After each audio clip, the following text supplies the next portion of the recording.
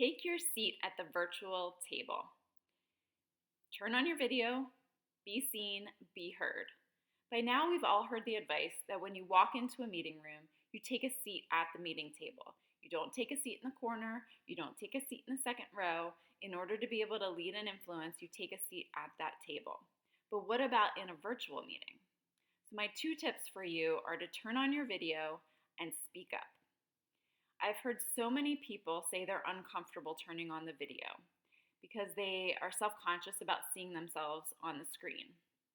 I can empathize with that. I'm a huge introvert. It took me a while to get used to that. It took a while to get used to sometimes my face was larger than life in some of these conference rooms. But I have to say, you've got to push past that. In order to effectually lead and influence, you need to turn that video on. And the second area is around speaking up. So video conferencing software actually favors the last few remote people who spoke.